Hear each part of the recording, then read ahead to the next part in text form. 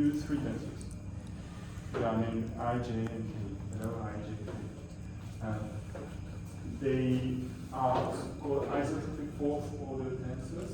So if you have a material which is elastic, linear isotropic, you can express the stiffness tensor using these two of these tensors. Okay? And we will do some algebra with these tensors. Actually, I is the identity, it's the easiest one to understand. So for any second order tensor, when I do identity double dot second order tensor, I get the second order tensor. Right? So it does not change anything in this identity. Then we can say that the identity, I can split it up in two components, J and K. J is related to the spherical projector and K to the deviatory projector. So from your classes in continuum mechanics, you likely know that you can decompose a second order tensor in a spherical part and a hydrostatic part, or a deviatory part. I think this one is a very small board.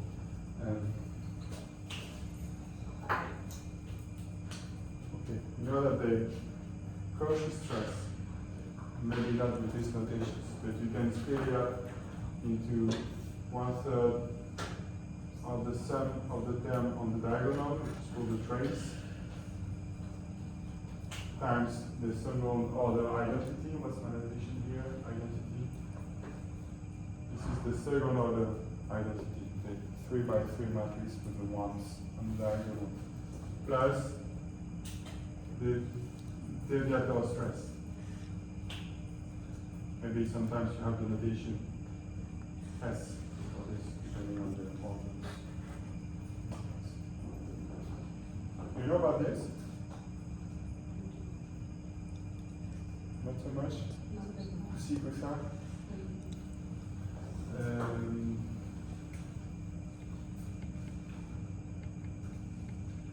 Okay, when you shear material, when you do a shearing test, and you transform this by shearing, this is something which is deviatory, purely deviatory. You do not have a change in volume. When you do stretching, which is equal in all directions, this is, get same in 3D, okay? This is related to only a change of volume and no shearing at all. Okay? So this related to this is related to a change of volume. We can see.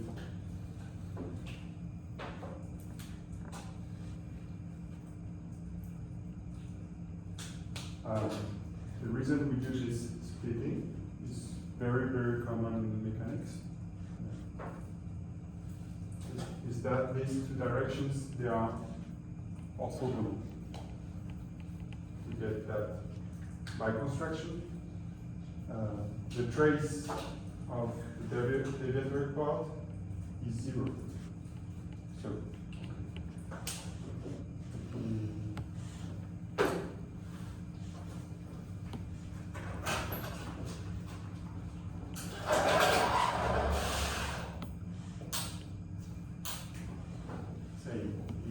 matrix notation. You have the matrix of sigma, which is maybe sigma x, x, y, y, z.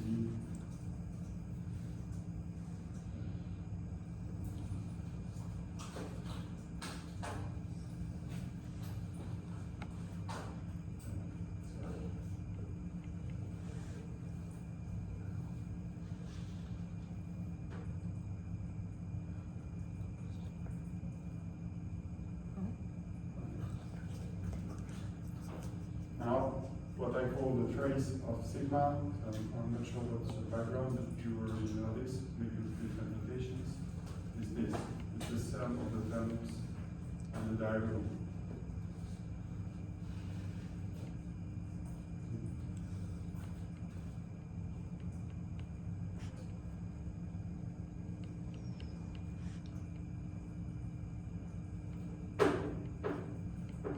give you an example. If I have the matrix sigma, which is, okay, say 6 megapascal, 3 megapascal, 0, 5 megapascal.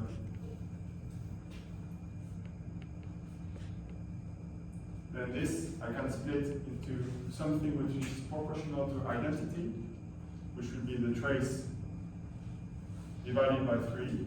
So I will put 3, 3, 3,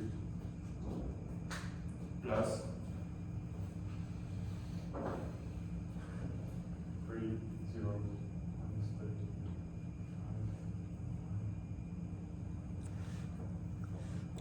okay, so this is sigma total. This is 1/3 trace sigma identity, which we call the spherical part.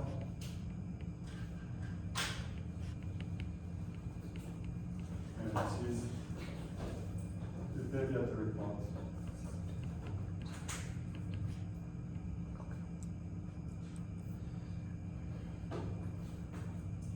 And this guy has the properties that the trace of the deviatory part is 0.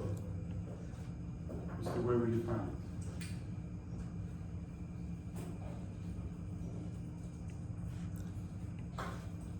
So this way to split is very common if you do plasticity.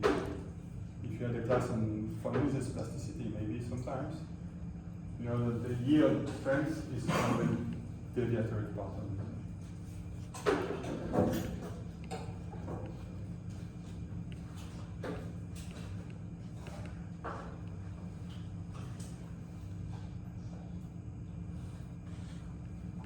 And you may know also that the trace of sigma is also identity dot sigma.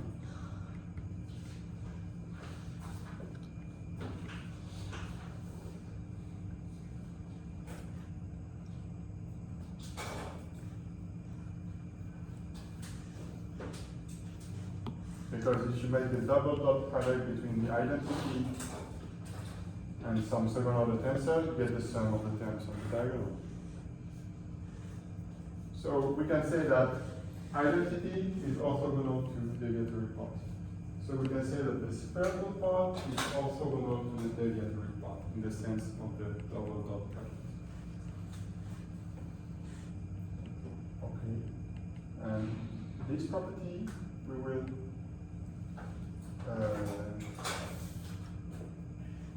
build on this to define some second order, the fourth order tensors, which are also orthogonal for the double dot product.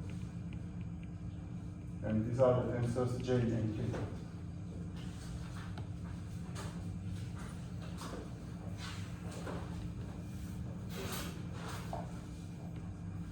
So, okay, we have this splitting. Now, I will say that this is identity times sigma, because identity does not change anything.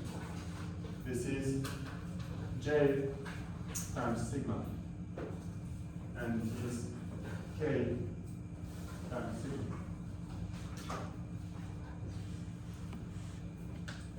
So we say that J is the projector, the spherical projector, because you apply it to some second order tensor and you get the spherical part.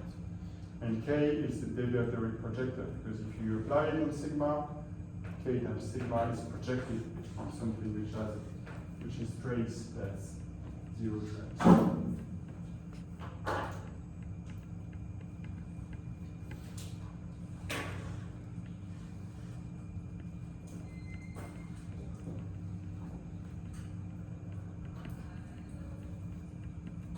So remember, spherical part speaks about pressures and volume changes, and the deviatory part speaks about shearing.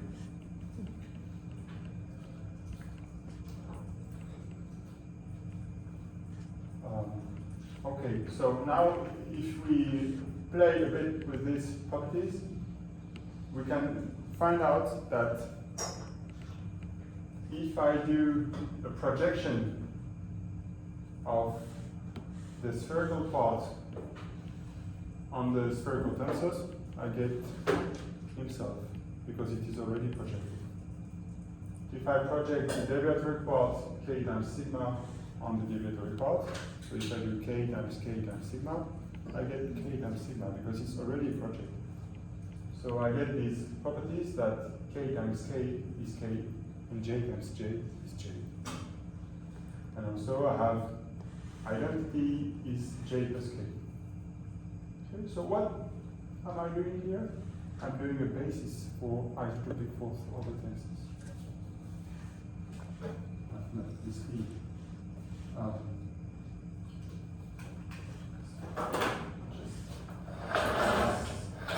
Wait.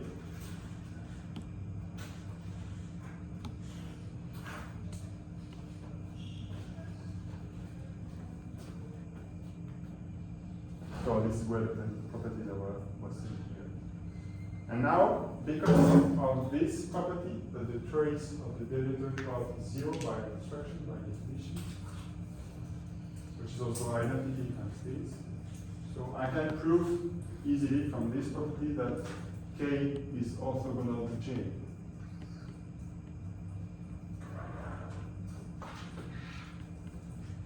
So now I'm the basis of tensors in mathematics. People from mathematics they say that j and k they are idempotent, which means that if you do j times j is j times k is k, and they are orthogonal.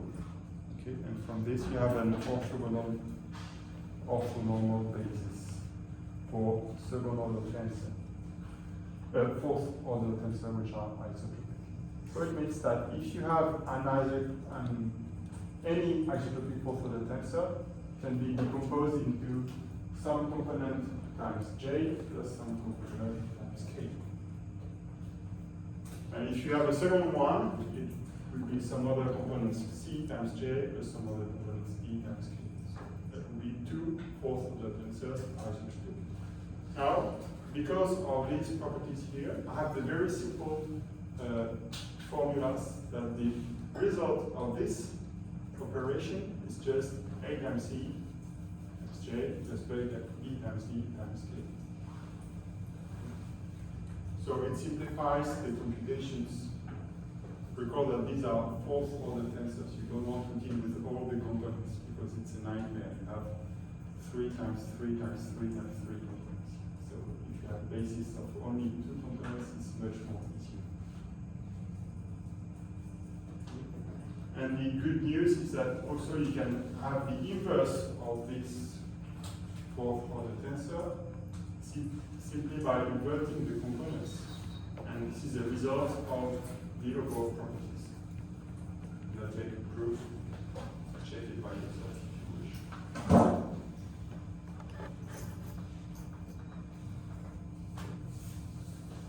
So, in the case of isotropic linear elasticity, I write that sigma is stiffness times strength.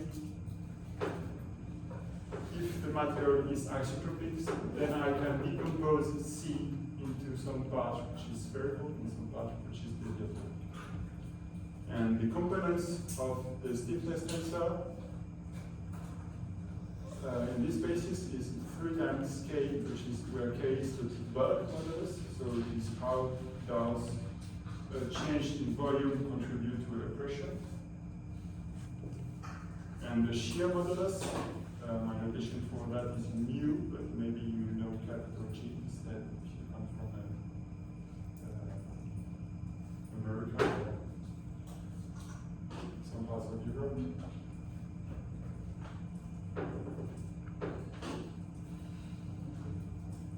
And maybe some of you know this expression, the Lamy parameters.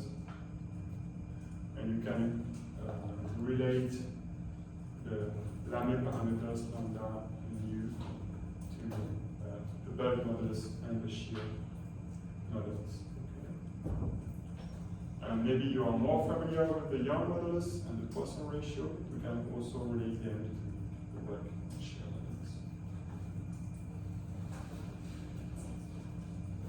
So it's just another notation, something you know already.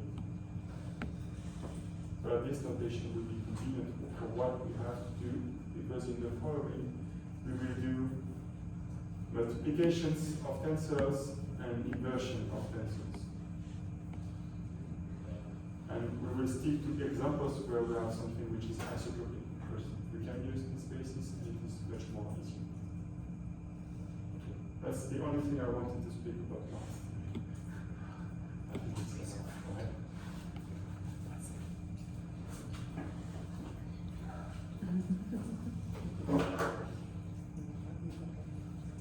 Okay, so we forgot about this whole for 10 minutes and we come back to this later.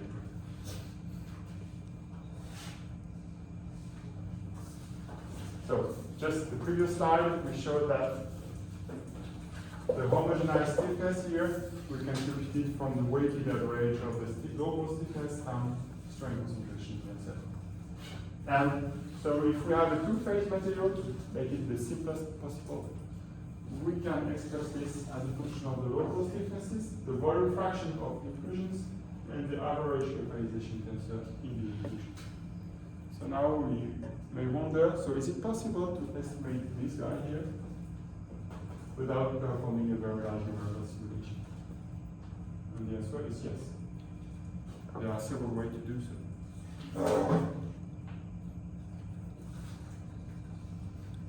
So first, we will go to an ideal situation, which is easier to handle. Is where our two-phase material is a specific case of a matrix inclusion material, where all the inclusions are the same, and you have very, very few inclusions. So maybe you have some solid, and you have tiny holes very far apart from each other. And then we wonder, okay, so in that situation, maybe the holes did not interact with each other. So we can neglect the interaction with these inclusions. So this lends us to study a simpler problem. Instead of studying a problem on the representative level with many inclusions that slightly interact, we will study a simpler problem with only one inclusion. And to make it simpler, we will assume that this only inclusion is embedded in a uniform matrix, which has an infinite extent. So we don't have to define some extra length. Okay, so this type of product, which involves only one type of inclusion in a uniform matrix, is known in the literature as an Eshelby problem. Okay, so Eshelby is a researcher in mechanics. He has done many things, including this one, and this is the basis of all the analytical homogenization schemes I will present to you to try to estimate the average concentration tensor in the inclusions from this problem. Okay, so what is this Eshelby problem? Eshelby consider the case where you have a single inclusion of uniform stiffness Ci, stiffness of the inclusion, embedded in some matrix of uniform stiffness C0. And we will try to see if we strain this inclusion at infinity, if we strain this matrix at infinity very far from the inclusion, we impose that the displacement will be the same as the one we get for a homogeneous strain E infinity.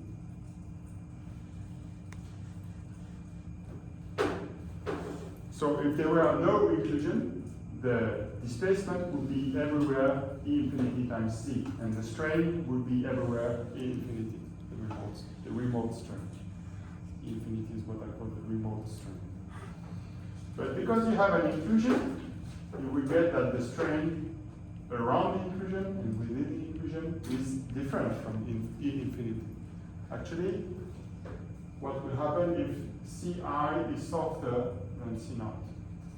If the inclusion is softer, it will strain more than the bulk region around it. And if it is stiffer, it will strain less than the surrounding matrix.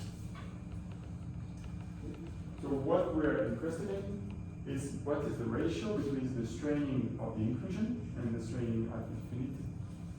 This ratio is the strain concentration factor, or strain concentration tensor, again. But this time not for the homogenization problem, just for this Eshelby problem. Okay, so mathematically speaking, here are all the field equations. And Eshelby proved that we can find the solution to this problem for any type of stiffness tensor here. So it can be isotropic or not, or have full complexity of stiffness, anisotropic. Ci can be whatever you want, stiffness. And I would be some ellipsoid. And in that particular case, it showed that in all cases, the strain within the inclusion is uniform. And this is a strong result. That, okay, you will get some strain fluctuation near the particle. Outside, the strain will be heterogeneous and varied, but inside it is homogeneous, uniform. And you can compute it. You can compute it from the shape of this inhomogeneity and from the stiffness of the surrounding material and the stiffness of the inside material. So this is the result of Eshelby. That was in the 50s. Okay, so inside the inclusion, the strain does not depend on the position, it is constant. If I is up, ellipsoid, and Ci is uniform. So I will introduce this notation. It's just like a strain concentration tensor, but I will add the exponent Eshelby to say that it is not the one of the homogenization problem, it's the strain concentration problem for another problem, the Eshelby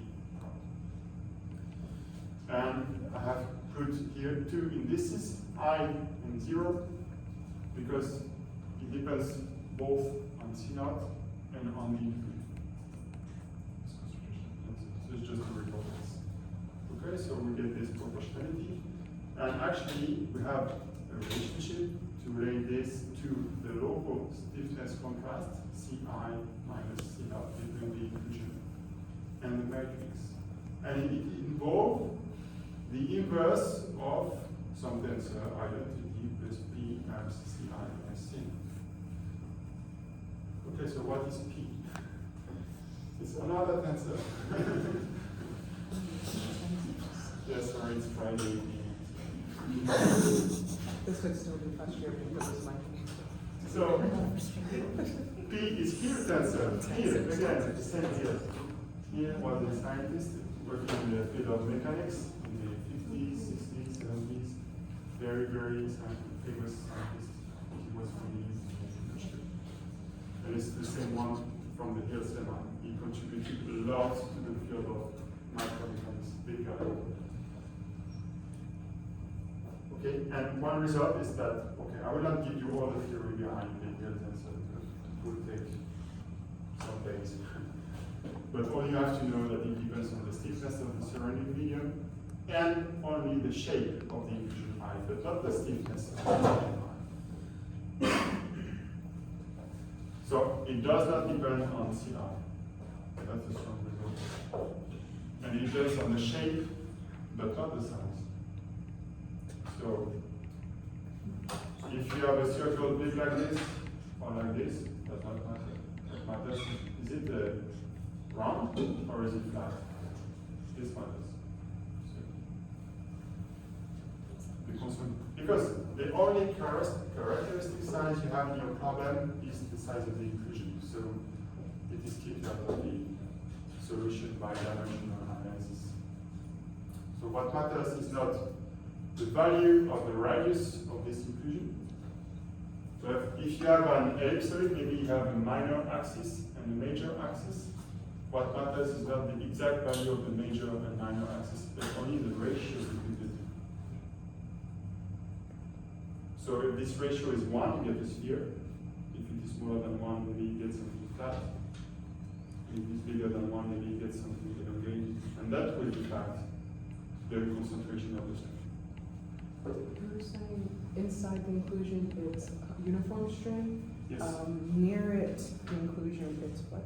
it's not uniform. So if I make you have your inclusion here, and if I make a cut, your strain will be something like this, up. Okay, and then outside is also not uniform. Yeah, but it will have asymptotically some value which is included. And here we have epsilon of included. So it remains constant? Sorry? So, again, just to make sure, so it remains constant, like in the inclusion? Yeah. Okay. Yeah, it's constant. This is the position, right? See, this is the inclusion.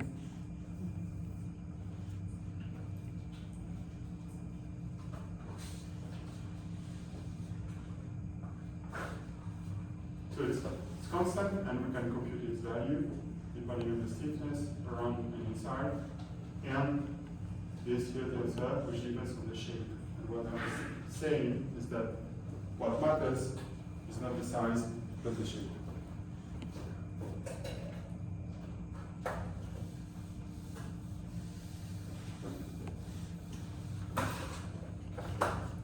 Maybe I have some sketch of this in the next slides. Just to give you. Look at these equations. Oh, yes, this one. Okay, these are two cases of ellipsoids. So a general ellipsoid has 3 different axes, A, B, and C. And a special case is when 2 axes are equal, which is a bit simpler. So you have 2 axes, A, and C. If C is equal to A, you have a sphere. If C is smaller than A, you have something which is flattened. If C is very small as compared to A, you get a penny, like a coin. And if C is much bigger than A, you get something very elongated. In the end, you get a cylinder. So the Hill tensor, which is involved in the solution to the HLD problem, it depends not on C and A, but only on the ratio C divided by A. And this is called the aspect ratio. If you have 3 different axes, A, B, and C, what matters is A over C and B over C. Yeah? And also that it depends on the shape. Why does it not depend on the size? Why? Because if you do dimensional analysis of the problem,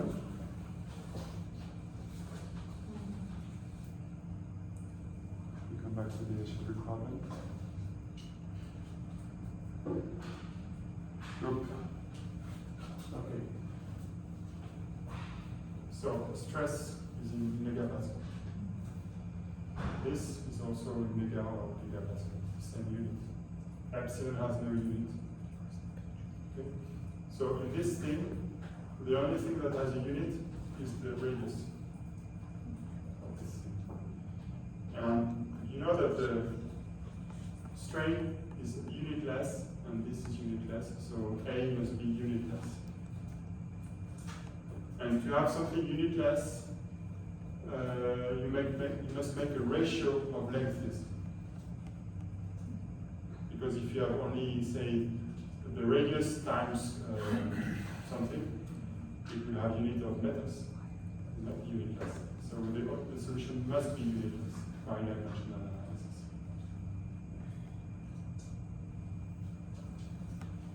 Okay. So now I will present you the easiest situation is when this is a sphere and the surrounding medium is isotropic. In that case,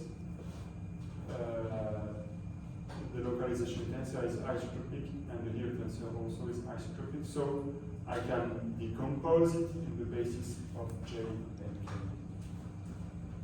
And we get these expressions, okay, which which are formed by solving this problem in a spherical coordinate system. It's not something you want to do at Friday.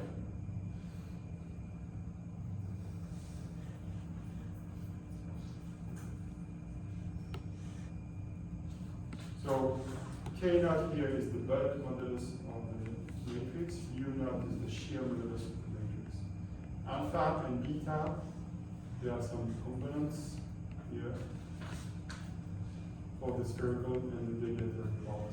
And this alpha and beta, if you look at them, we were speaking about dimensional analysis, they are unitless. It's a ratio of megapascal divided by megapascal, unitless. So what is the unit of P? It has the unit of the inverse of the stiffness. It is a compliance. So P times C has a unit. That's the speed. I have no question. The fact is maybe not good. Why we are trying to solve the SD problem? The easiest problem? Yeah. Well, because this is just one example. This is the general case. Yeah. Now the expression of P in the general case is it's very complicated. So we cannot use for practical applications in the class of a few hours. That's fine. Actually, it is defined as an integral of something quite complicated also. And this integral has, you can compute the integral analytically only in a few cases. And even numerically it's difficult because it is a singular integral. So let's say a bit nightmarish in most cases.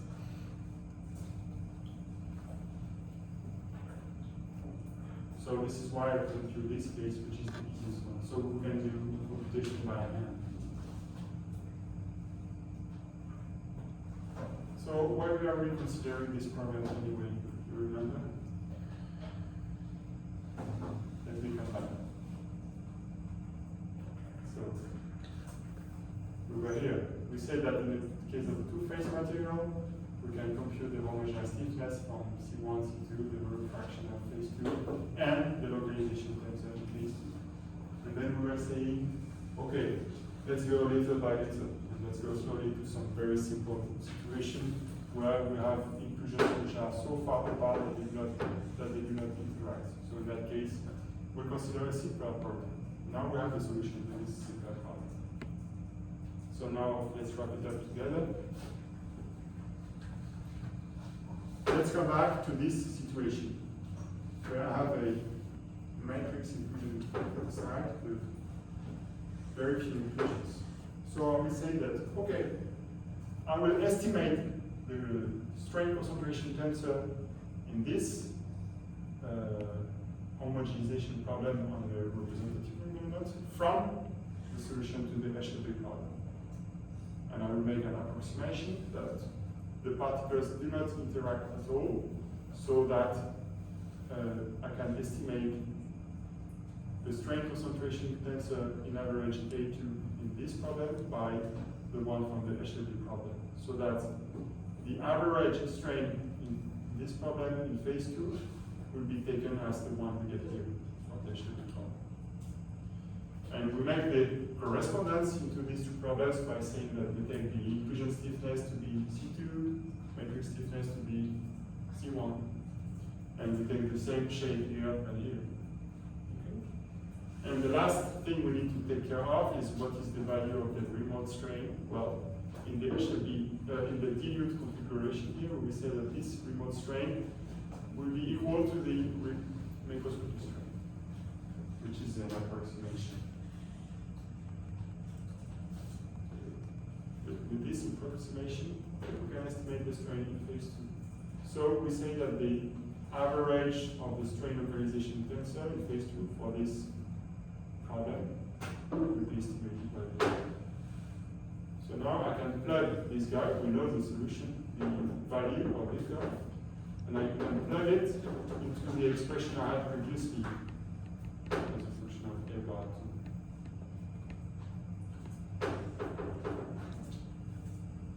So I can estimate the homogenized stiffness. And what I see is that I've done something which is valid only for a very few inclusions, for a very small volume fraction of inclusion. So in that case, I get the first order linear expansion of the homogeneous stiffness as a function of F2 very small. So this is the first order linearized expansion. Now, A21, we know it from the Hill tensor, so we can compute it. And if we do some algebra using the J and K tensors, we can compute separately the homogenized dilute estimate of the homogenized bulk modulus K and shear modulus mu. And this involves, well, in the case of spherical inclusions in homogeneous isotropic matrix, involves this alpha 1 and beta 1 that comes from the Hill tensor of a sphere in an isotropic medium. Okay. Maybe we can look at the math together just for the first expression. It would be useful to see how we get this one.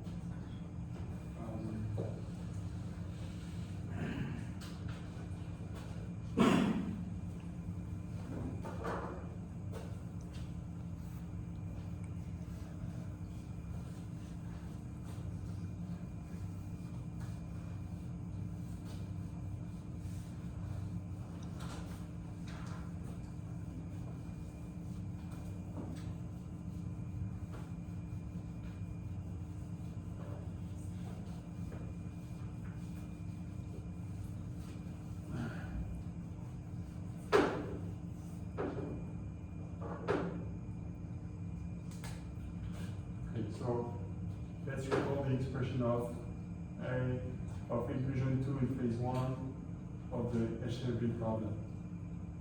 It is the inverse of identity plus the Hill tensor of phase 1 shape 2, C2 minus C1 minus 1. So the inverse. So now we have C2, which is isotropic, so it is 3K2 times the projector J plus 2μ2 times the projector K. And same thing for C1.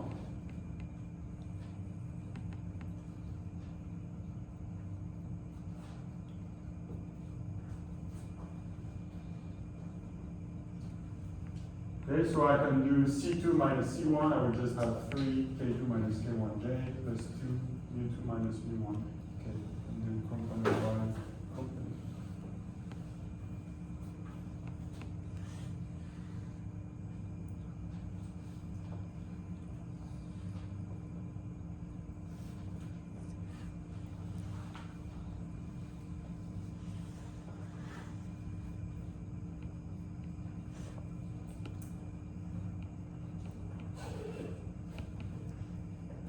That's one part of the computation. Then we get the Hill tensor, P. Let's come back. The Hill P tensor. In that case, the inclusion is number 2, and the matrix is number 1. So it is alpha 1 over 3K1 J plus beta 1 over 2μ1 K. Well, alpha 1 and beta 1 is these guys, but for index 1, 3K1 over 3K1 plus 2K1. It's the Hill tensor.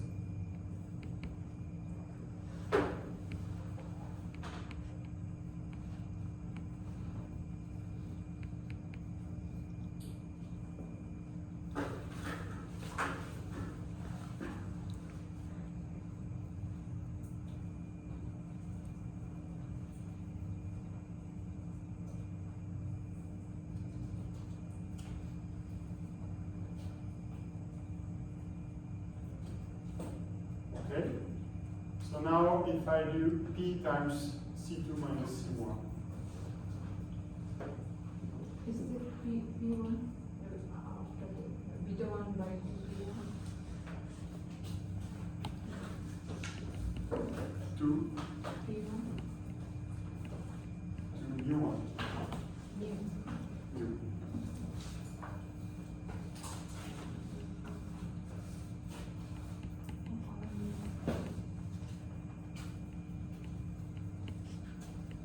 So now here I have to compute P plus this times P times C2 minus C1. First is P, next is mu. This is a blackboard P and this is a mu, sorry. In R also it is mu. This is mu, this is mu. And this is mu. Sorry. No, it's okay.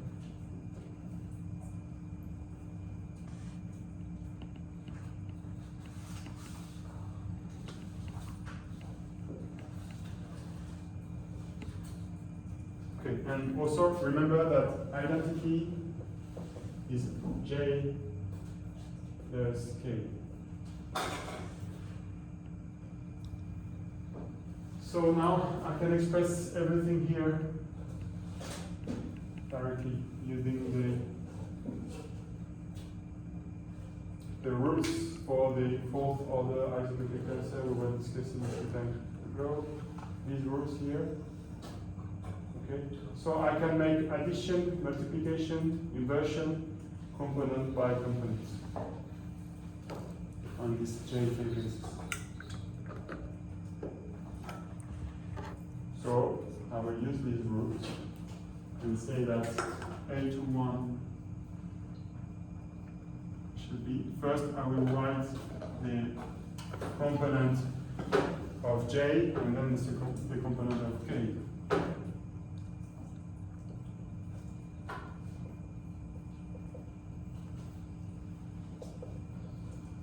And I can do addition, multiplication, division, component by component. So here, for the direction J, I will be 1J. 1J plus alpha 1 over 3K1 times 3K2 minus K. So 1 plus alpha 1 over 3K1 times 3 K2 minus K1.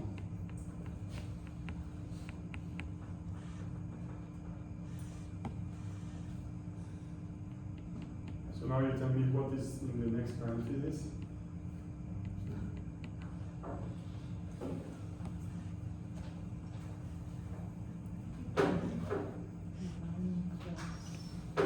One plus Beta 1 1 over 2 mu 1 times 2 mu 2 minus mu. Okay. So this is a bit frightening, but it's very convenient.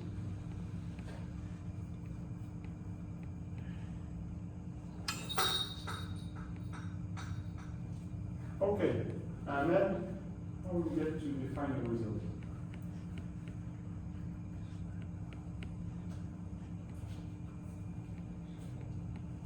So I have to do C1 plus F2, C2 minus C1 times this guy.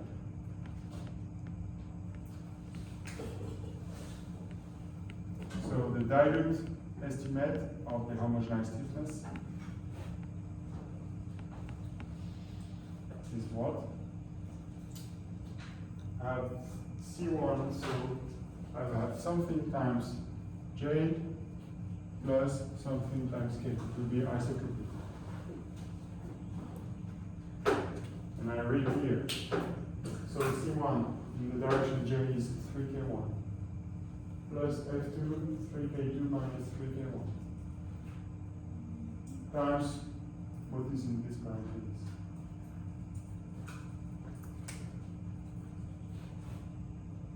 K1 plus F2, 3K2, and 3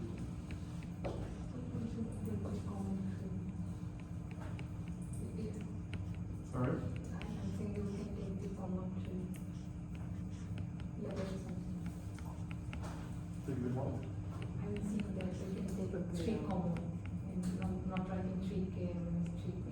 Yes, yeah, we can factorize.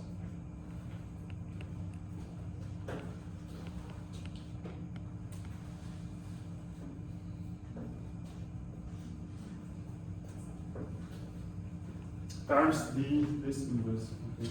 So it is, I don't know, something I don't know where to write, okay? 1 plus alpha 1 over K1, K2, minus K. Inverted. Or we can do divided by. Okay, and this I'm lazy, so it's not important. Okay, and then you do some mathematics, and you end up with this thing, which is the dilute estimate of the bulk modulus.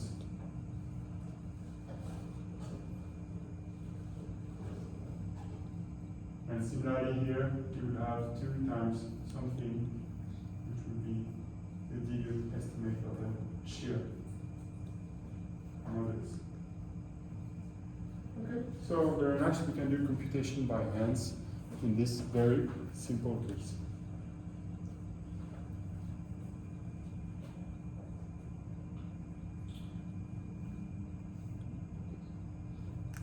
And then you simplify and you get this. So what will happen is that if K2 is bigger than K1, well, means that the inclusions are stiffer, right? So in that case, the homogenized stiffness will be stiffer than the one of phase 1. And indeed, we see that we have here a positive 1 plus something which is positive if K2 is bigger than K1. And the more inclusions we put by increasing F2, we get more stiffness increase by putting some reinforcement by stiffer particles. In the opposite case, if K2 is smaller than K1, we will get a softening overall by replacing the matrix by a bit of soft inclusions. We will decrease the overall stiffness and get a softening.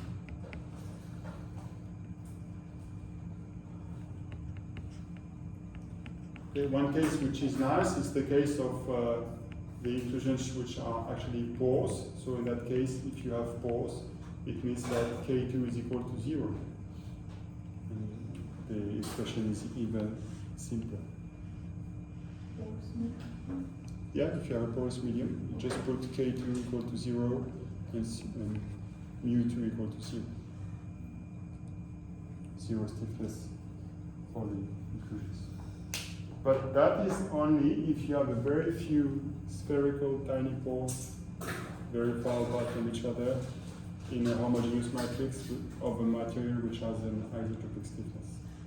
So many conditions.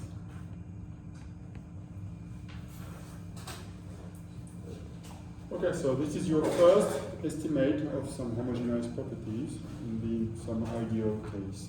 So just to show you it is possible. And if you compare that to numerical simulations, you would see that, yes, indeed, if you have a volume fraction which is 1 or 2%, it's okay. But if you have a high volume fraction, it's not okay.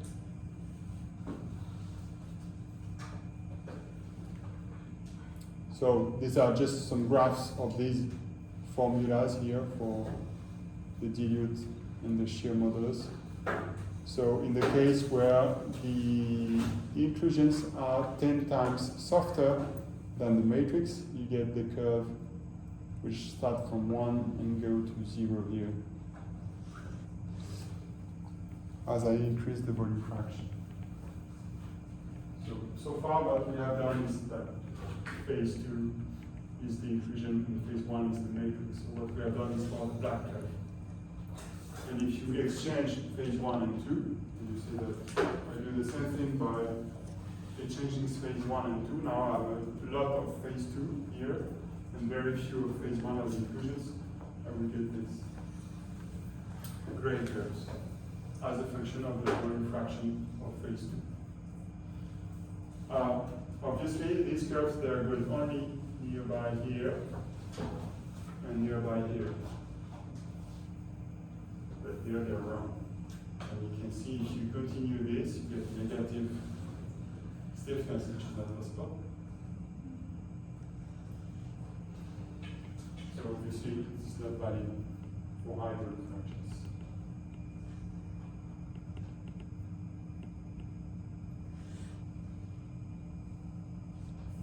So can we correct this to go towards higher volume fractions of inclusions?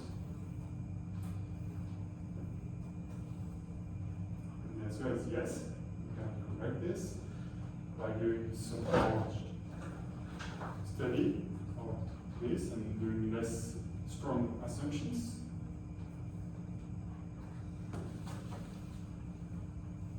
And this is what we will do in the next scheme, which is called the Mori-Tanaka scheme.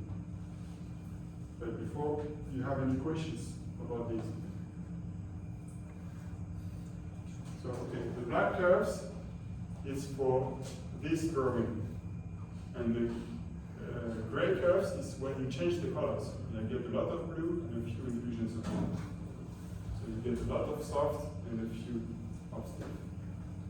But this is valid here.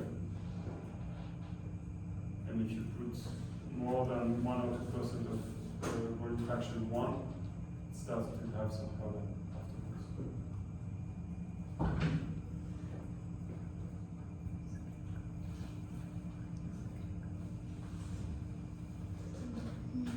Could you repeat the grade curve as for me? Yes, the gray color is if you have the matrix, which is phase 2, and the inclusion, which is phase 1. And the drawing is for the blue, which is 10 times softer than the yellow.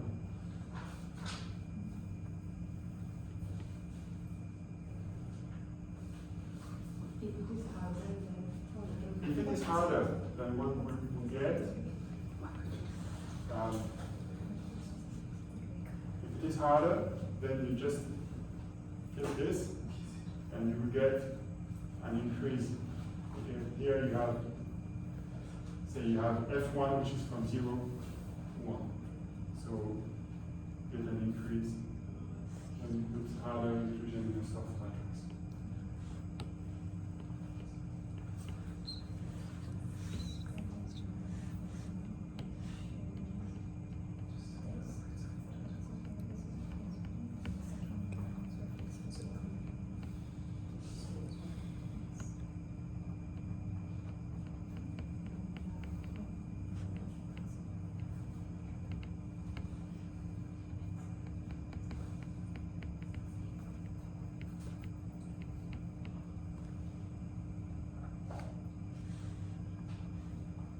Other questions?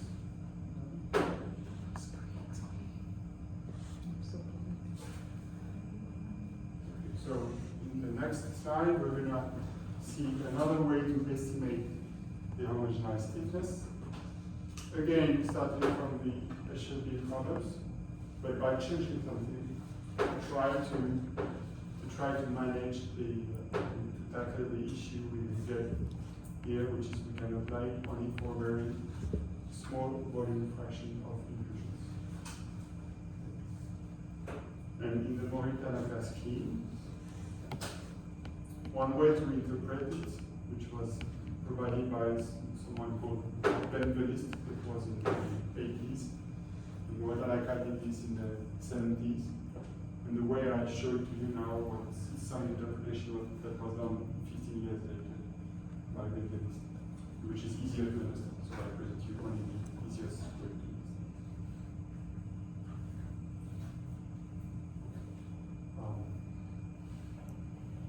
Now I will consider the case of the matrix inclusion from the side. Right? Say concrete is the cement base and the brothers And I will take the possibility that I have several types of inclusions. That is why I have several colors. So maybe green will be inclusion type 1, red will be inclusion type 2, blue will be inclusion type 3, and so on. So I will get them numbered by I equal to 1, 2, 3, and so on. And I will use the index M for the matrix, the yellow one.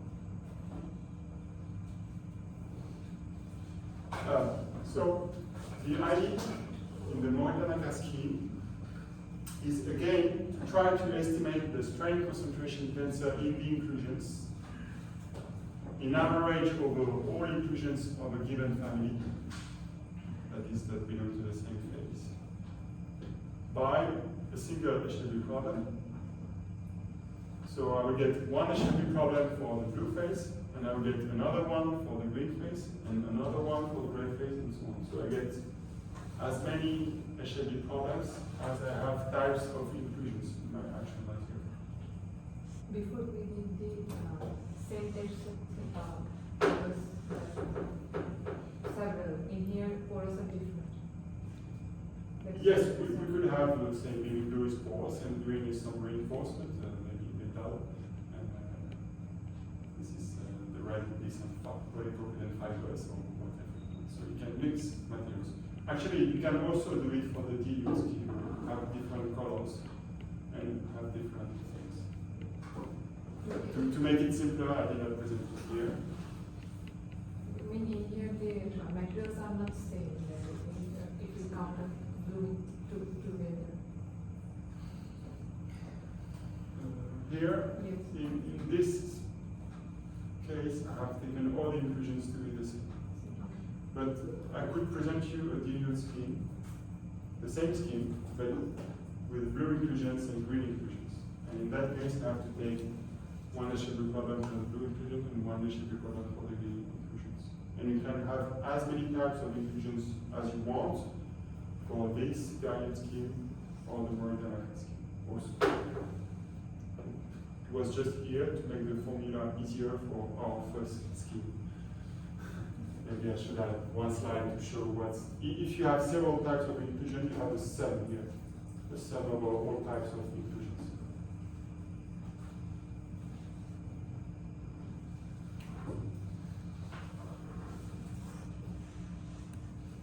Okay, so I do as many HW problems as I have types of inclusions. And now the trick, as compared to the dilute scheme, is that, okay, we will still take the matrix here to be the matrix of that problem, as we did for the dilute scheme. We will still take the shape of this and the stiffness of this to be the same as for the inclusion.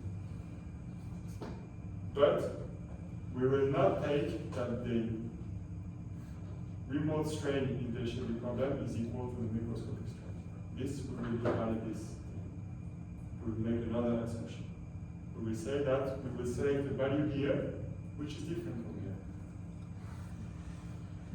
here. And the value we take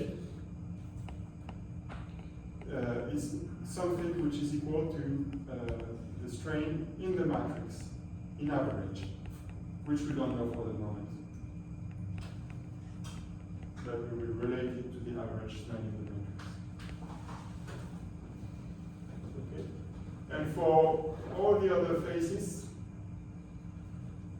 so for the inclusions, we will say that we will estimate the strain in the inclusion from the solution to the HW problem. So all this thing here, but we put here not the microscopic strain, but the average strain in the matrix, which I call by some E naught. Okay. So now the question is how to determine this average strain in the matrix, this auxiliary strain.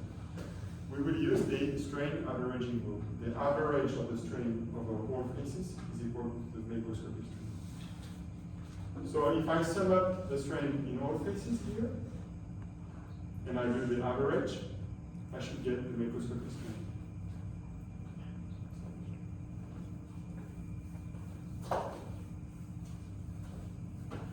me explain a bit this notation perhaps.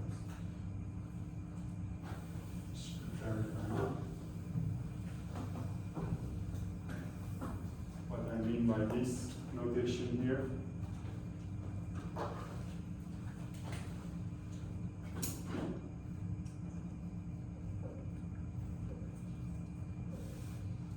So it would be a sum on all inclusion types of the volume fraction of each value of inclusion times the Eshelby tensor of inclusion I in matrix M. The Eshelby concentration tensor.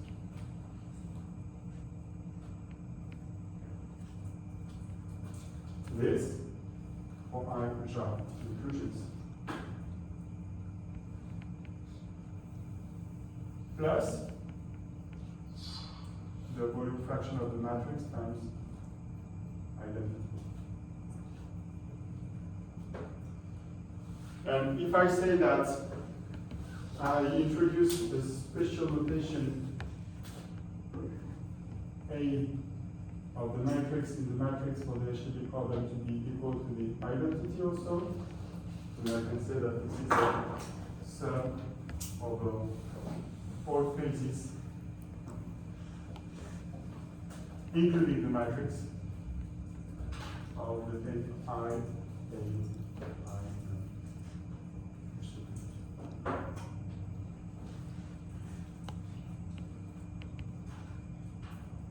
okay. Because if you take some Eshelby problem with the matrix inside the matrix with the same properties, you will get no localization, so identity localization. So this is just a trick to have a simpler formula.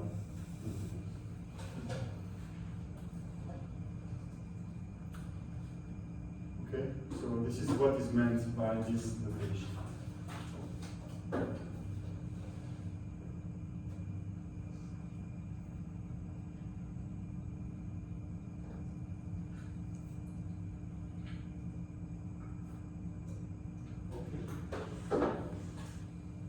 So we know how to compute these Eshelby tensors, the localization tensors. We know the volume fractions, so we can compute this tensor from the inputs. And then if we invert the average, we get E naught as a function of E. So we get the auxiliary strain as a function of the macroscopic strain. So the auxiliary strain is the inverse of this average times E. And then this invert, I will plug it into the expression of the strain I had above in the blue frame. So epsilon in average over inclusion I will be equal to I of the Eshelby problem times the inverse of this times E.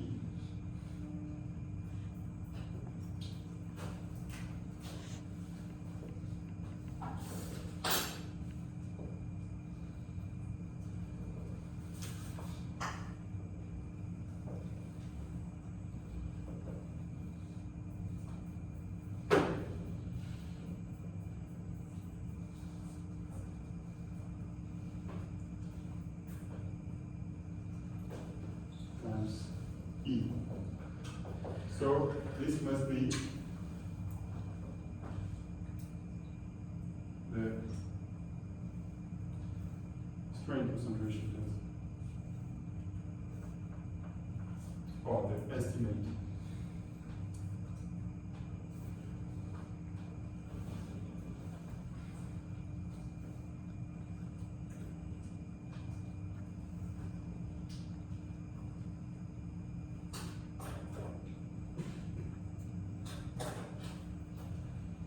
And then I used the formula we had at the beginning, which is that the homogenized stiffness is the average of C times A.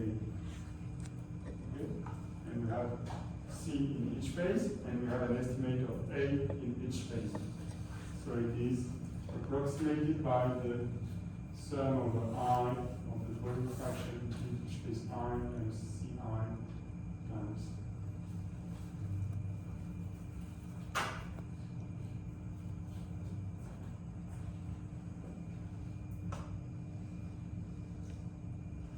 Where here I include the matrix, so it's for all cases, including the matrix.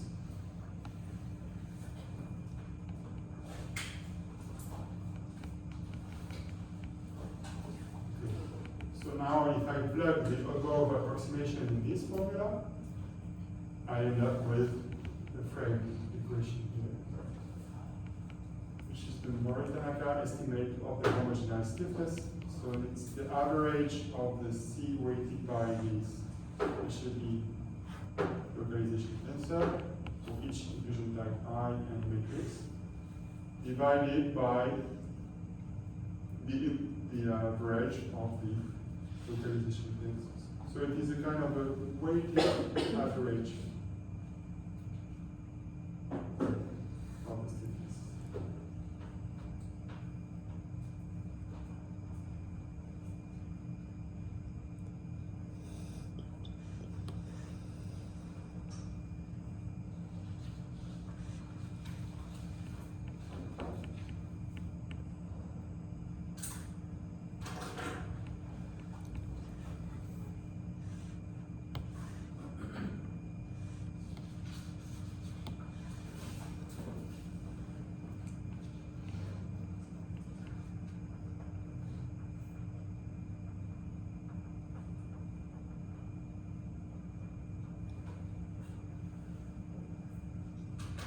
Okay, now to show what's the difference between this and the dilute scheme, in the specific case of one type of inclusion, as we had for the dilute scheme. This curve, so you must have in mind such picture. It's for this type of material, okay, that where I represent the curves. And where the blue is 10 times softer than the green, the yellow.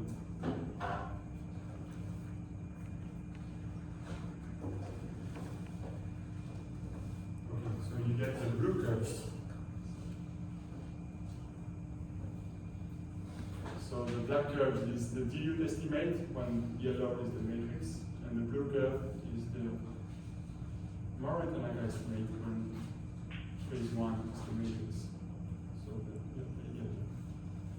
Say yellow. You say yellow curve? No, oh, sorry, maybe I'm tired. This blue curve Yes. is when the matrix is the stiff phase, which is drawn in yellow in the previous slide. I should put a picture here, I'm sorry. There's some stuff crying. Okay, so this blue curve is for soft and stiff.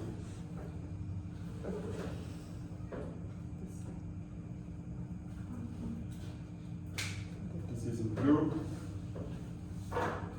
Blue pen.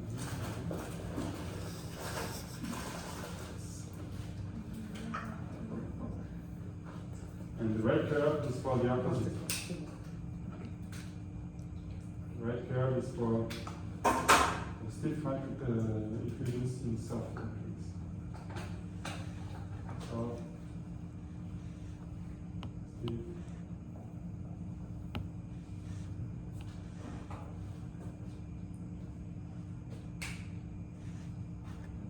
Okay, because phase 1 is the stiff phase and phase 2 is the soft phase.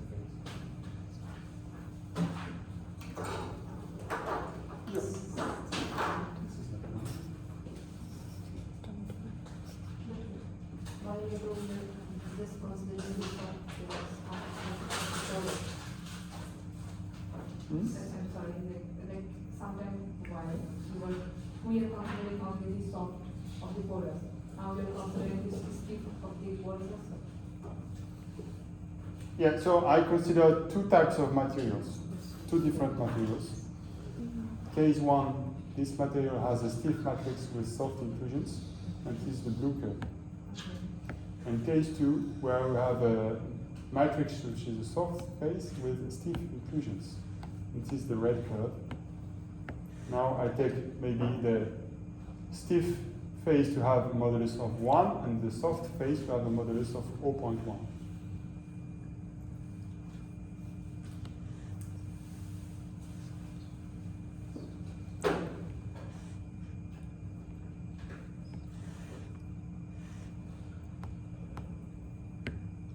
And the same distinction applies to the black curve and the gray curve. Black curve is like the blue, and the gray curve is like the red.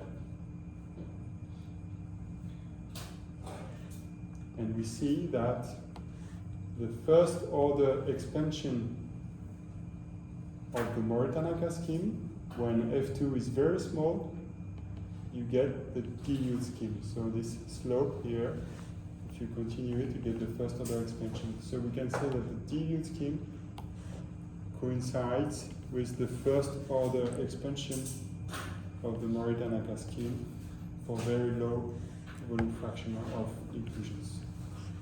They will give the same results when you have a very low volume fraction of inclusions. And as you increase the volume fraction of inclusions, the Maury-Tanaka scheme diverges from the dilute scheme. And we see more and more differences. One specific feature of the Maury-Tanaka scheme is that if you take the very limiting case where you have almost 100% of inclusions, which is a bit difficult to draw, you would get almost the stiffness of the inclusion phase, mathematically. Okay? Physically, I don't know what it means. You have almost 100% of matrix of inclusions does not mean something You said realistic. for low inclusions, it coincides, the dilute scheme coincides with the Maury. Yes, so you For see low inclusions. at low inclusion content, so either here or either here, Okay. you blue and black coincide Mhm. because they correspond to this picture. This one. And in this situation, it We also- both correspond to this picture, the red and the red.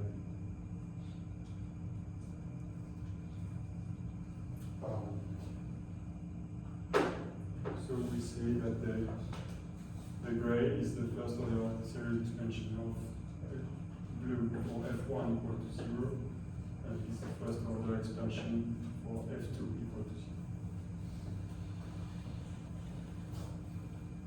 So on the left you have the bulk modulus, on the right the shear modulus.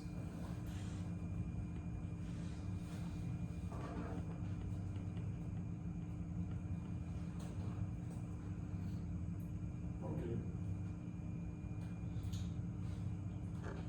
And do you remember at the beginning I told to you that this is the correct expression for the homogeneous stiffness, and you should not remove the A here.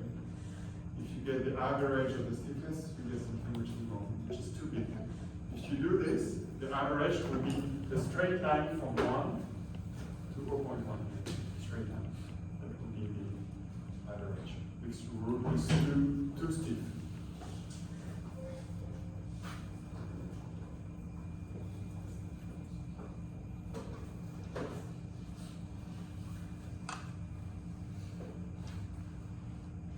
Are you okay?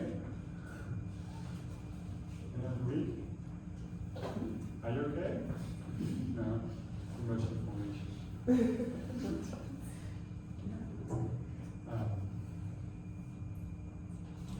can take a short break. 5 minutes. Maybe 5 minutes to get some fresh air, and take a short break and then come back. Yes, please. Are we okay? Such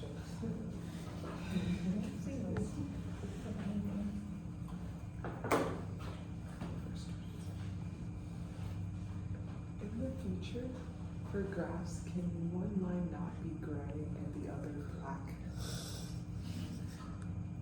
Yes, I need to change the slabs and to have these pictures alongside. Yes. There could be other pictures of this, but I was the Yeah, it's too close. It's not good. What I will do is that I will put the black line as a dotted blue and the gray line as a dotted red. Maybe it could be better. Anything other than black and gray on our projection screen? But you said we have 5 minutes. Sorry? Did you say? Yeah, you can take 5-minute breaks. I think you are 2 times for 4 hours in a row in the Friday evening is a very bad idea. So please take 5-minute break and come with a fresh mind.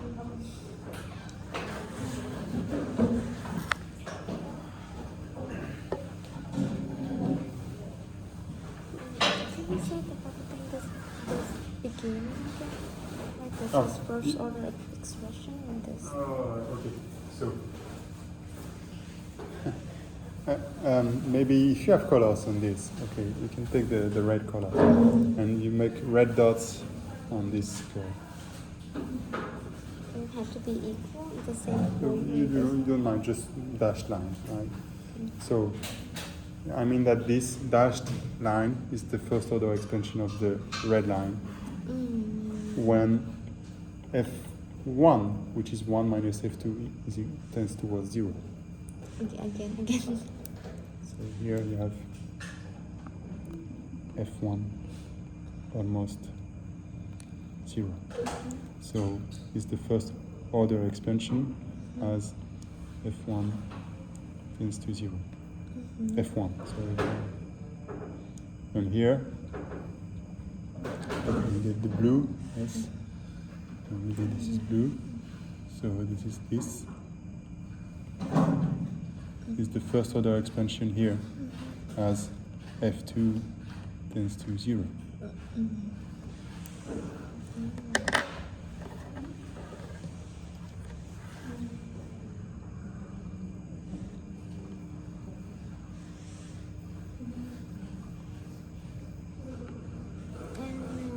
can you draw this again? Like is something to show into this?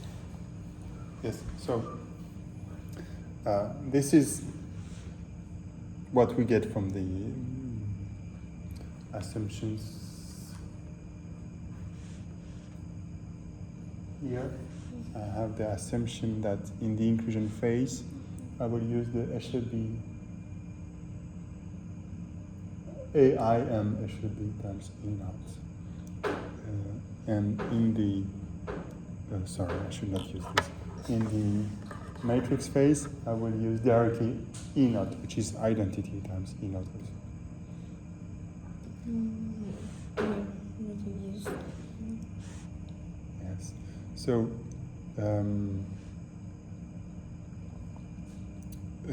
then, because I don't want in the end to have some expression which is a broken sum over on one side the inclusions and on the other side something specific over the matrix, I can say that this is identity is the specific case of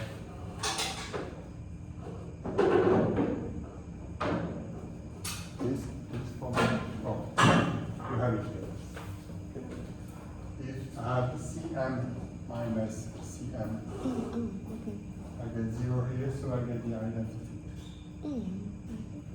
So I'm just saying that from a mathematical point of view, we can identify this to be some also on the same mathematical formula than this, just for I equal to m.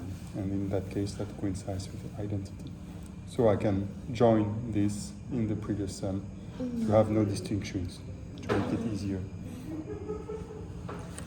Thank you.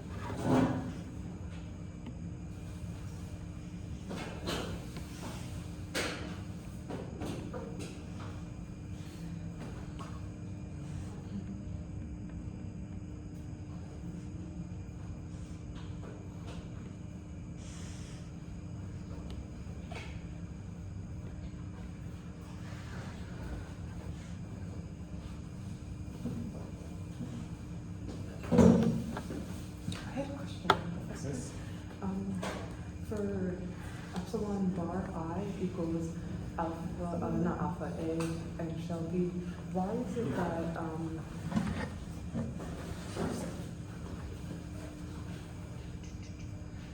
why is it that your A bar over there, the Shelby one is also does not also have a bar in it? Or why is this, why is, am I writing the same thing here? Like, is that alpha bar, E epsilon bar approximately equal to A bar, I, which is approximately equal to A Shelby? So A is what relates epsilon to E. So it's the coefficient in screen. So only this part. Okay, so, Not without this. okay, so all of this is equal, all of this is equal to. Yeah, so if you want epsilon I equals to AI times E, Oh, is equal to this. So you should add it times E if you wish. so all, okay, so all this is equal. Or you can write above. No, I'm reading this wrong. My brain hurts. So all of this is approximately equal to A bar, so you have to multiply, and then that dot, I Oh, don't know how to write this well, but you basically I say. can write it for you if you want. Yeah, Okay. Yeah. It's done. So write above epsilon I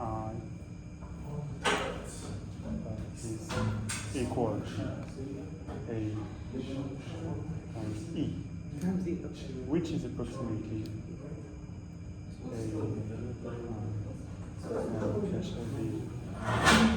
A times E naught, but E naught is the inverse of this times E, which is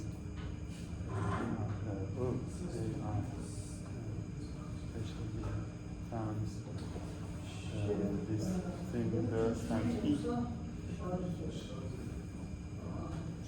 This you can have. This makes more sense.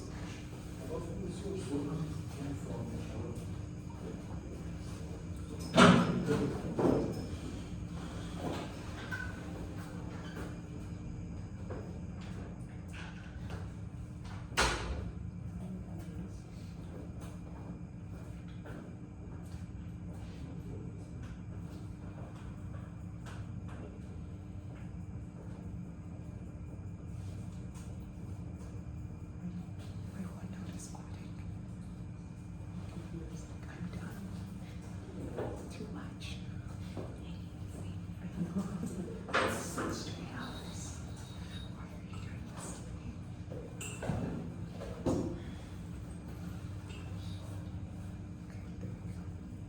Okay, so try to make this short, and I will not go to the end of this question. Don't worry.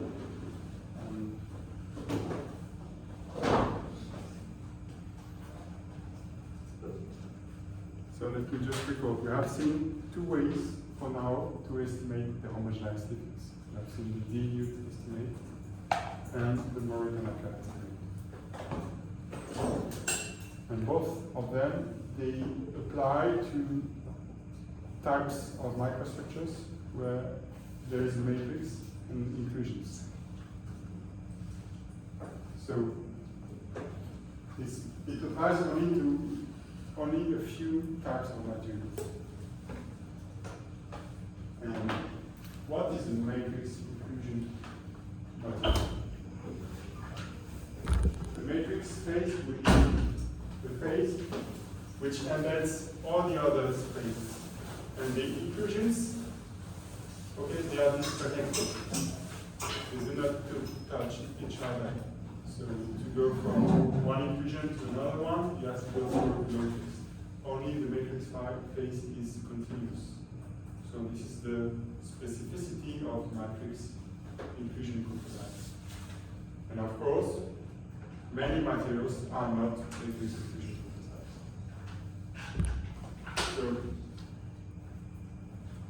So we need to get something which works for these other types of materials, which are many in nature.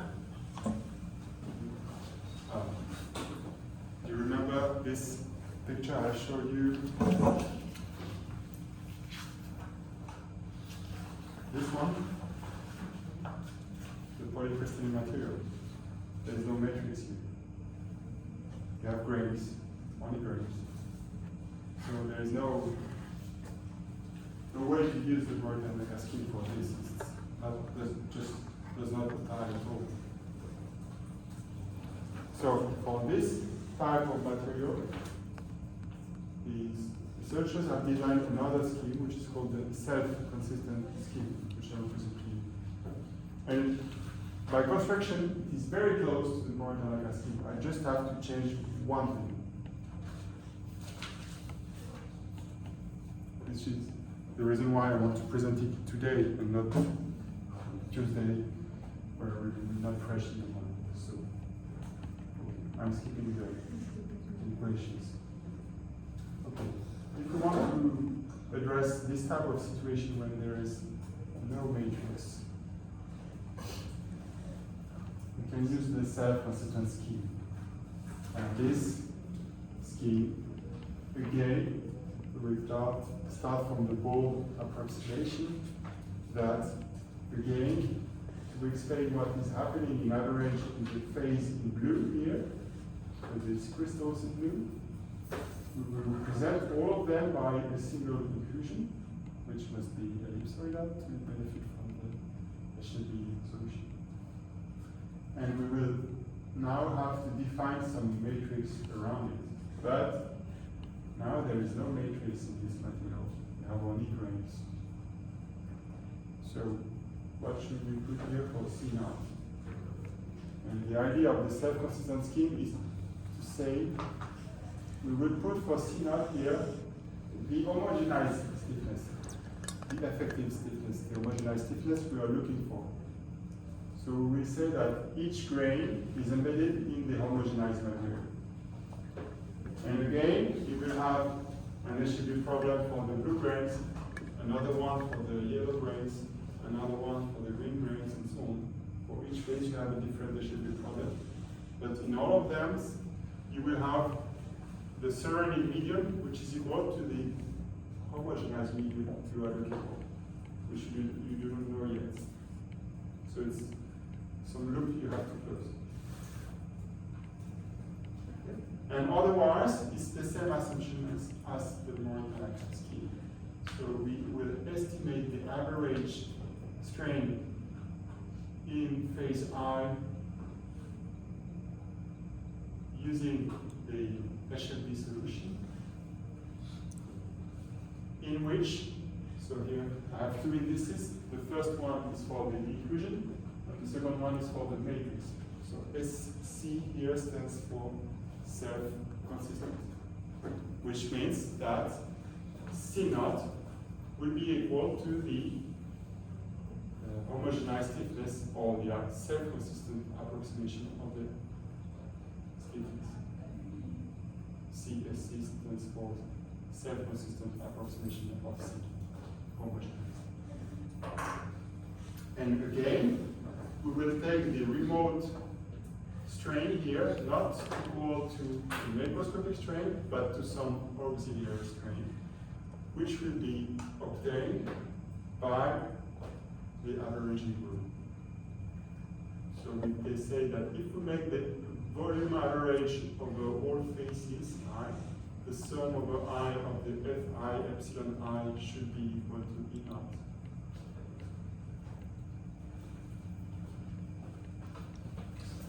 So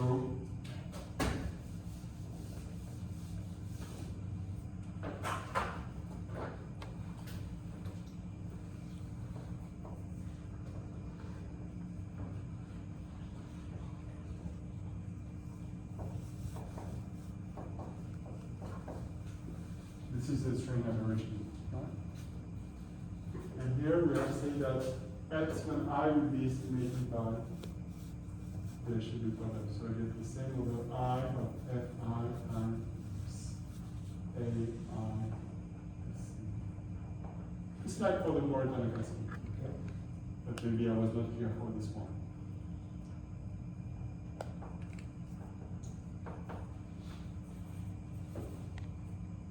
But you know it's the same for everyone, so I can put parentheses screen and call this a, oh no, sorry, no bar here, okay? And call this A bar. So the average.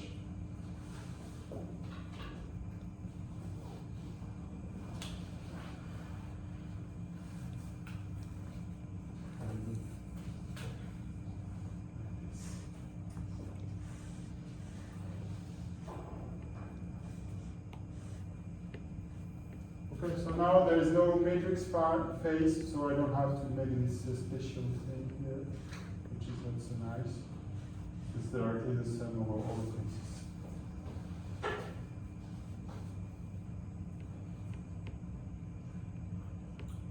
Alright, so now I can compute sigma in each phase. And I say that sigma bar, which is also capital sigma macroeconomic stress, is also the sum of the all phases I, Fi, sigma bar. But I know that sigma is Ci times epsilon I.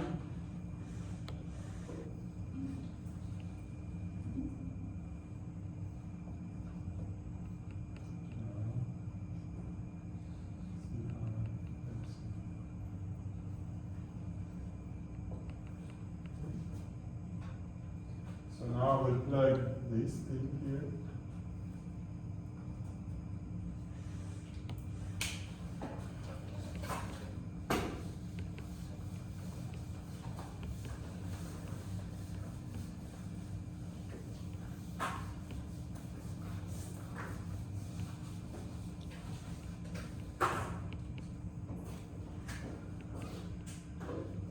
Okay, so using this, I can say that as previously, epsilon bar R is AI SC times E naught, but it is then AI SC times the inverse of the average of AI SC times E. So I can also plug it here. It's the sum of the I of the Fi, Ci, SC times the inverse of the average of the SC. Or there should be problem.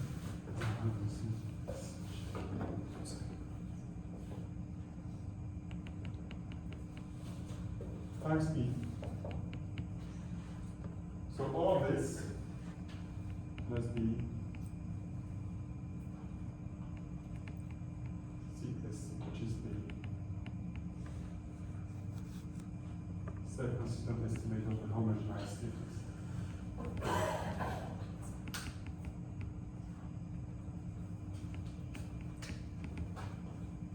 So I'll write this as the average of Ci times AI times the inverse of the average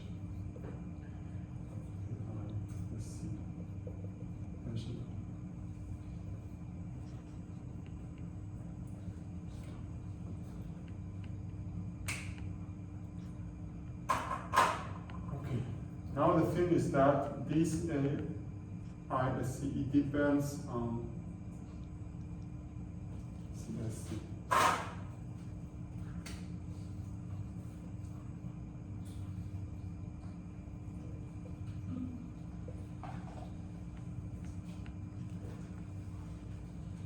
Because it is related to the inheritance to this CSC here and to the ISC.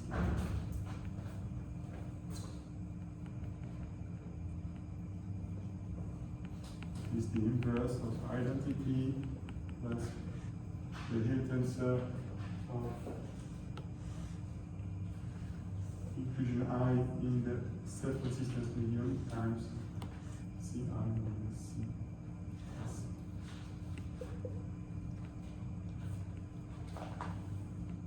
Okay, so you get the result which depends on the result you're trying to find. So this is why we get this a self-consistent closure.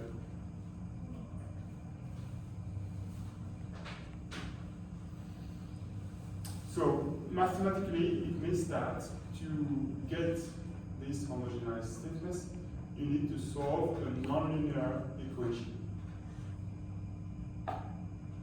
This nonlinear equation, if you solve it for the unknown CSC, which is both on the left and the right hand side. And if you multiply this equation by the average of AI, you can simplify it.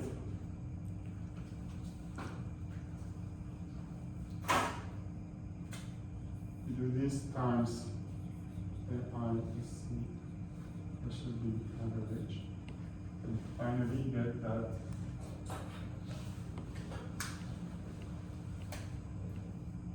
CSC minus or CI.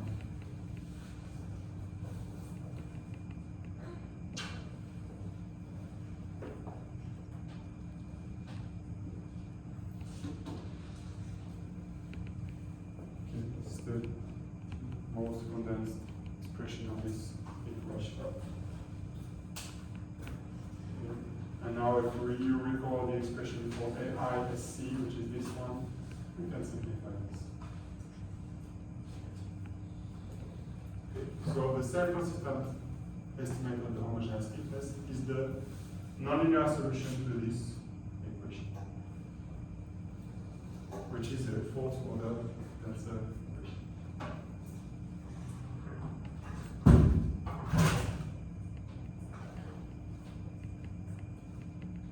Okay. So it's too late to go into detailed mathematical expressions in a specific case.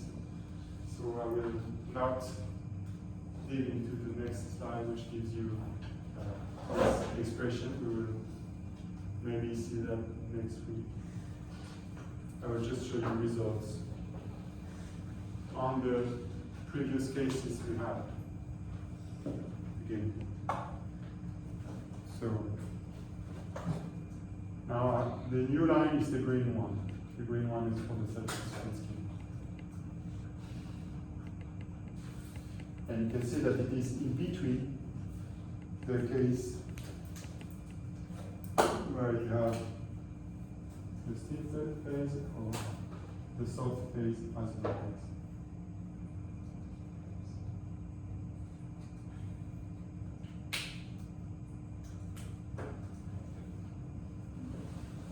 So in between these two cases, what do you have? You have the case where you have a polycrystal with soft and stiff, which coexist.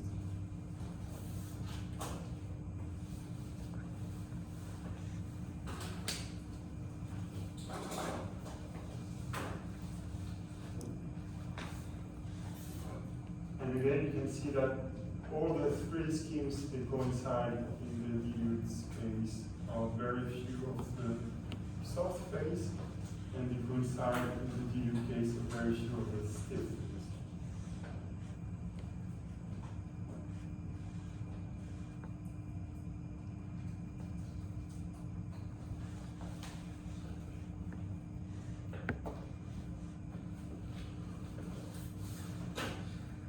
So actually, yes, this is the picture I should make here. This is how we should imagine this.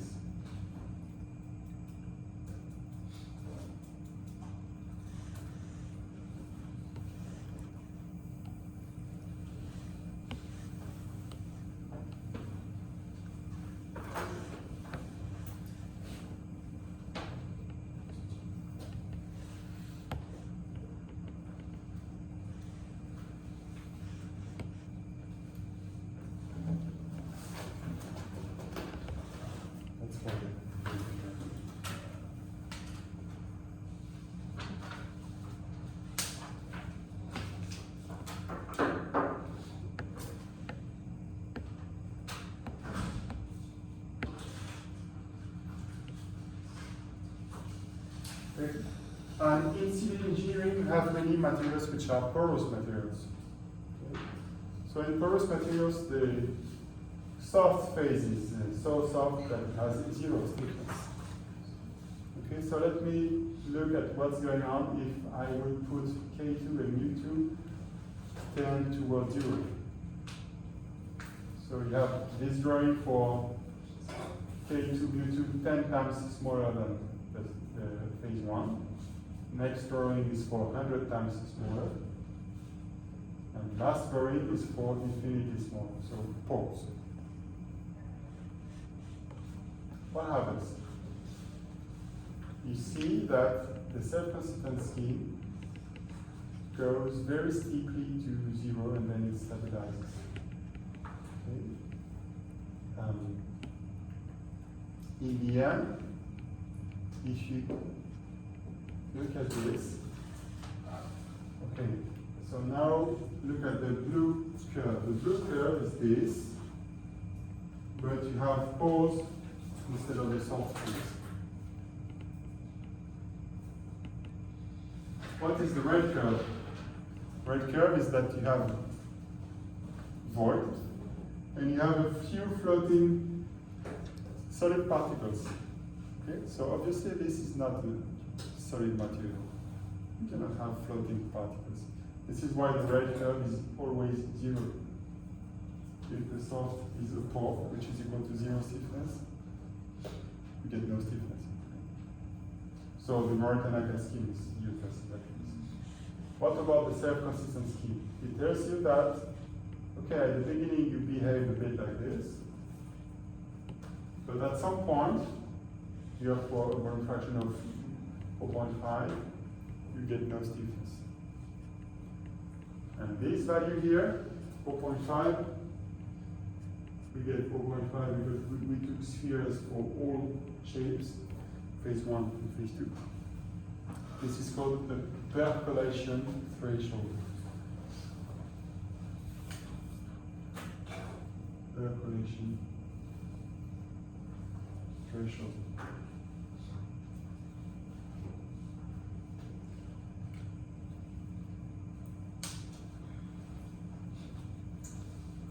And so why do we get this? Because what you have to have in mind for the self-consistent scheme is this kind of curve. So imagine at the beginning you start with all crystals being solid in yellow. And then you start removing some crystals. So at the beginning your solid phase is connected. When you delete a few crystals, and replace them by pores, these pores are disconnected. And you still have a connected solid. At some point, if you remove too many crystals, your solid will get disconnected. So you will get no stiffness. And this is why you get this. The solid is connected, and then it is disconnected.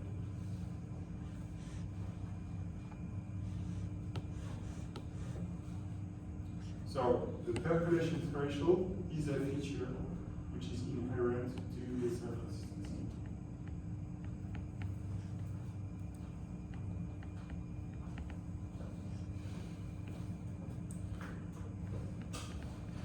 Now you should be careful that nearby the percolation threshold, it is not accurate. This gives you only an estimate of when the phases will be disconnected. It is not accurate.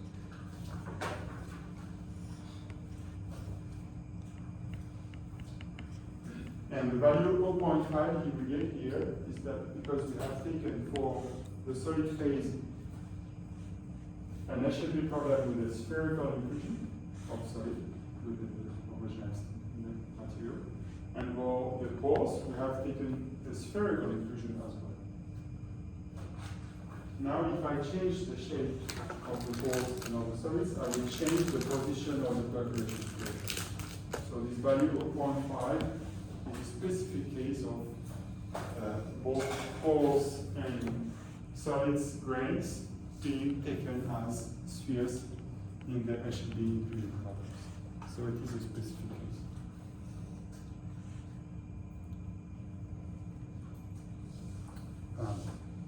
So I will not go through the mathematical equations between these lines, which are given in the next slides. For the green lines, you have to solve fourth order polynomials. It's nasty, you have to use some numerical methods. So I will skip this.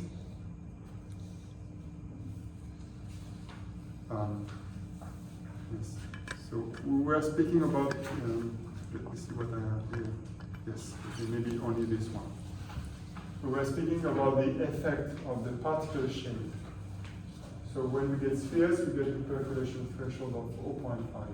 What happens if I change the particular shape? So let me consider that now I will take the solid inclusions to be either oblate, that is flat, or prolate, which means elongated spheroids, and to see what is the impact of this on the results. So I perform some self-consistent scheme here, homogenization, to try to model what you have on the bottom, which is, so you have to imagine ellipsoids which are interpenetrated. The gray ellipsoids, they belong to the solid phase, which are represented in yellow here. And what is outside is, has a very complicated shape, and I will represent it by a sphere for the poles, which is far from being exact. So then, I perform numerical simulations on this, which are the dots you have in this graph. And I compare it to the lines, which are the predictions of the self-consistent scheme for various shapes of the inclusions, either flat or elongated. Why do I have several inclusions here and dots? It's because I have random orientations. So for each type of orientation, I have to take an attribute problem. And I take infinitely many types of orientation, and I do some average formula over all possible orientations to have something isotropic in the end. So this means some average over all possible orientation. Okay, as you see, when we have spheres for the solid, we get the percolation threshold of 0.5. But if we take something which is not spherical, with an aspect ratio 5 or 1 over 5, the percolation threshold will be displaced towards the right, which means that because you take the solid to be represented by elongated particles, it tends to be more connected, even if you have a low porosity. If you would represent everything by very, very elongated cylinders, you will get a stiffness all the way to 100% porosity.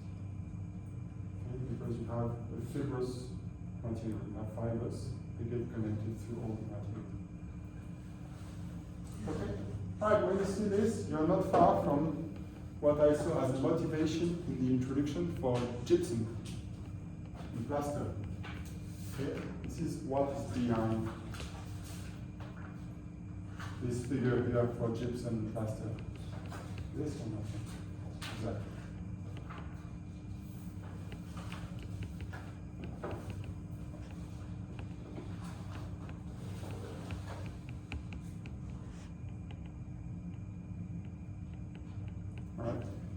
Alright. So you can see some discrepancy between the numerical simulation and the model. And what do you think would be the reason for this discrepancy? That we see even for a low volume fraction of pores.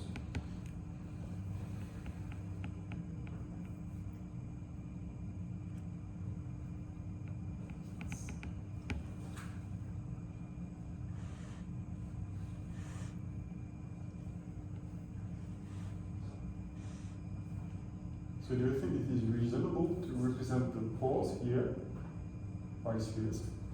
By what? Spheres. Oh, sphere. So this is why you get the disagreement, right? This is for spherical poles. But the poles there are not spherical. Now you can play by changing the shape of the poles and to take them elongated or flat, and you would improve this.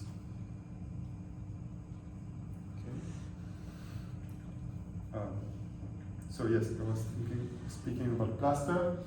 Plaster is exactly this type of model that has been in this field and to get nice agreement with experimental data.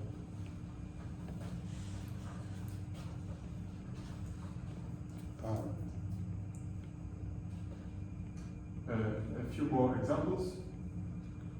If I want to do some concrete, which is in gray you have cement paste and in black you have the aggregates. Okay. So all the dots here, they represent some numerical simulations performed on very large numerical samples, 3D. And the abscissa is the volume fraction of inclusions, and the ordinate is the apparent diffusion coefficient, or is I missed something to speak about the analogy. Or you can think of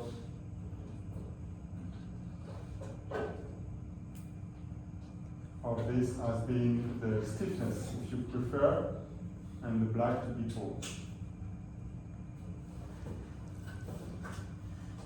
So as you add pores in black, you will reduce the stiffness, obviously. And the Morita-Naka scheme gives you something which slightly overestimates the results. If you take the self-consistent scheme by modeling both the matrix and the inclusions by spheres, you get the blue line, which underestimates. Now, if you try to correct this by taking the inclusions or the black face to be not spheres but some flat or slightly elongated particles, you can correct and get the blue dashed curve that goes well through the numerical simulations.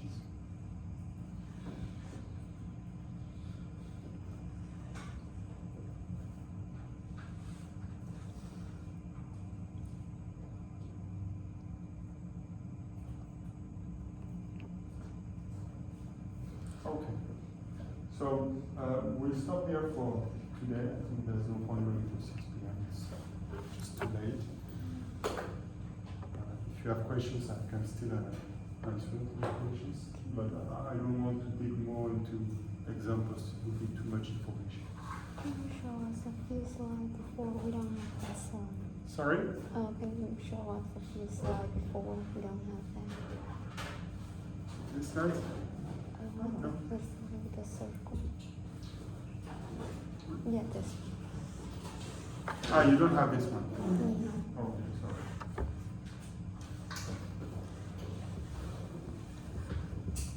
I have a question about Yeah. these graphs. On page 30, Yeah. so the red line is if the pores are circles, sphericals. The red line is for the Morita-Naka scheme. So you assume that the pores are the matrix. Oh. Ah, yeah. So if pores are the matrix, you have no stiffness. Mhm.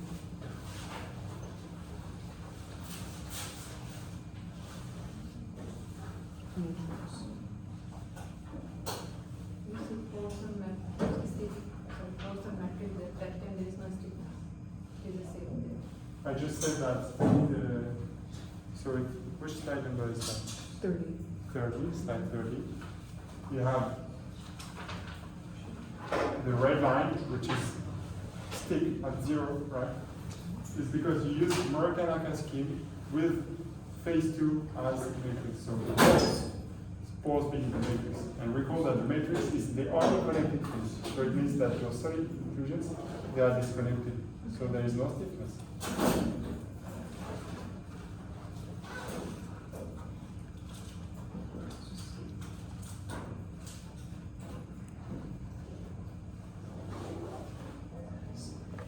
Is the difference between the green, the middle one that you drew and the other two, the shape of the inclusions really? Because I know that one says crystalline, but when we're talking about soft versus stiff, soft matrix, stiff inclusions, or soft inclusions, stiff inclusions, how does that? I'm having a hard time wrapping my head around it for crystalline kind of situation. Yeah. Polycrystalline, yeah. So, if you start from this drawing, and now you have only two colors of crystals. Okay, only two faces. So some crystals will be solid, some crystals will be you get in the end. Some solid, You some. get in the end. There is a drawing somewhere later on. And the one perhaps. So you get this one. Where these are. Okay. So if you start with all the crystals to be solid, you get a solid, then you change one crystal, you make it a pole. So it looks like matrix inclusion because you have only a few poles. But the more and more crystals you remove, then it's no longer matrix inclusion because the poles can get connected at one point. Okay. So at some point you have Doesn't the count. solid which is connected and the poles which are connected at the same time. Which, Which is what we have in porous medium. In porous medium, we have permeability through the medium, and in the meantime, we get stiffness. So we get all the pieces which are connected. And the self-consistent skin can model this, not the Morgan plastic.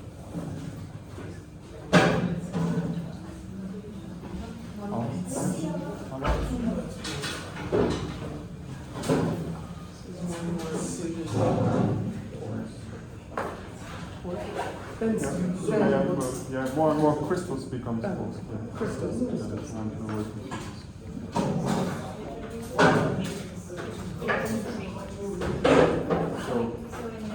So at some point the solid becomes closer matrix because the poles, which actually were initially some isolated crystals, yep, so they get connected and then it's another matrix.